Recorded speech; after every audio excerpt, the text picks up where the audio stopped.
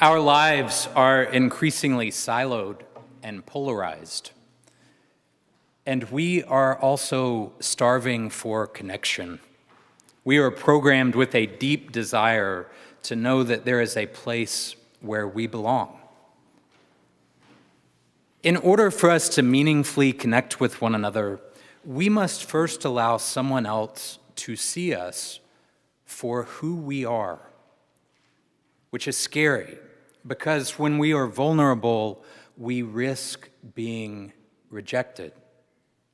On some level, we're afraid that we will show our real selves to someone and that person will see through us and decide that we are not worthy of a relationship.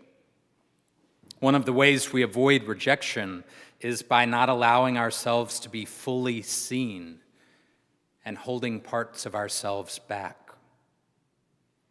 We also try to numb ourselves to rejection. And yet science teaches us that we cannot selectively numb emotions. In other words, when we numb feeling vulnerable, we also numb other emotions like joy and appreciation. This, of course, leaves us feeling unhappy and then anxious that we are not worthy of belonging, and then we're worried again that we will be rejected. It's a cycle of shame that is based upon us feeling like we are not enough.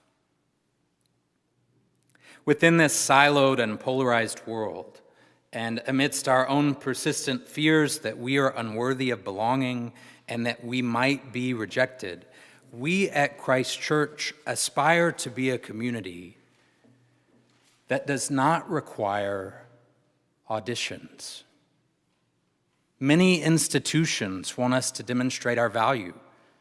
We audition for jobs and schools. We're constantly trying to prove ourselves capable of this or that. Our Christ Church community believes that no auditions are necessary in order to belong, because Jesus was grounded in the idea that God is a God of no auditions. Jesus modeled for us what it looks like to live with no auditions as a core value. No auditions is one of the ground rules of the Jesus movement. The Lutheran pastor Nadia Bolz-Weber says that with God there is nothing to earn. There is no extra credit in God's flock, no basis for comparison, nothing to envy in others, nothing to prove.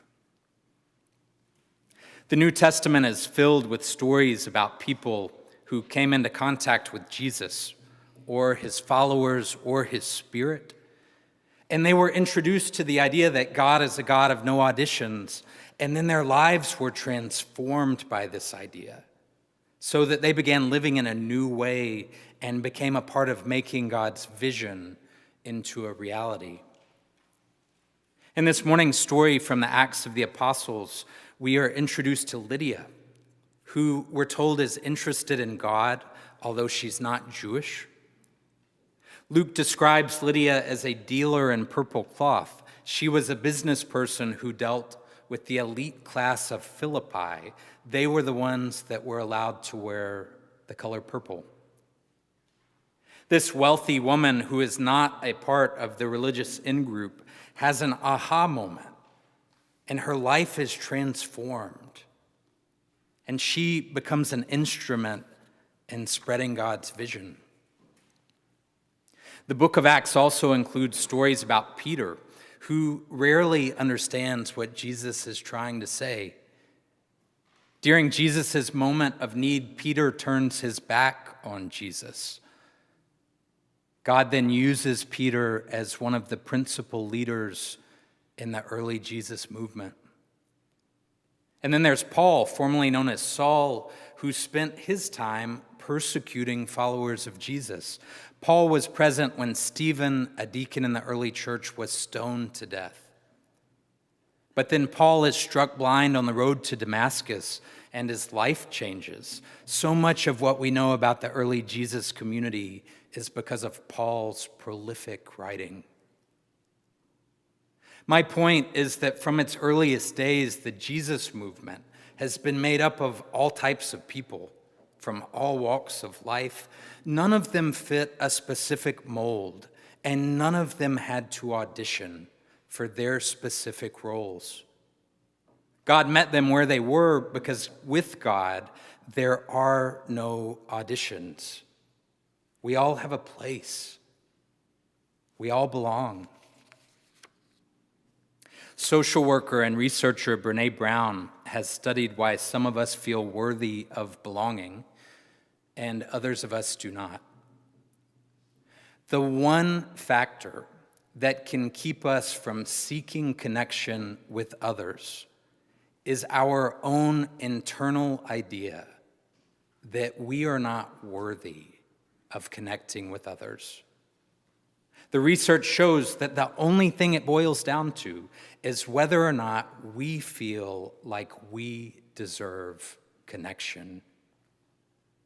Dr. Brown continues, wholehearted living is about engaging with our lives from a place of worthiness. It means cultivating the courage, compassion, and connection to wake up in the morning and think, no matter what gets done or how much gets left undone, I am enough. It's going to bed at night thinking, yes, I'm imperfect and vulnerable and sometimes afraid, but that doesn't change the truth that I am also brave and worthy of love and belonging. God's dream for us is to live as wholehearted versions of ourselves and to make meaningful connections with one another. Like Lydia and Peter and Paul, you and I are invited to be transformed by this idea that God is a God of no auditions, and to begin living in a new way, and then to become a part of making God's vision a reality. But there is a cost. We are going to have to get out of our silos and our partisanship and be vulnerable with one another and willing to show other people our real selves. We're going to have to break out of all of our terrible me-first habits of judging and being reactionary and angry, instead of giving people the benefit of the doubt and treating others with compassion.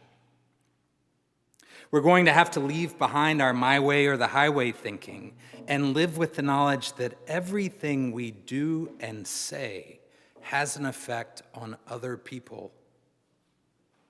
We're going to have to learn to see differences as strengths and not weaknesses or points of contention. God is a God of no auditions. We all belong in God's eyes. Jesus was grounded in this idea. He modeled what it looks like to live with this idea as a core value. No auditions is one of the ground rules of the Jesus movement. Within this siloed and polarized world, and amidst our own persistent fears that we are unworthy of belonging and that we might be rejected, we at Christ Church have a lot of work to do to share with our Capitol Hill community that no auditions are necessary in order to gather around God's table. In the name of God, amen.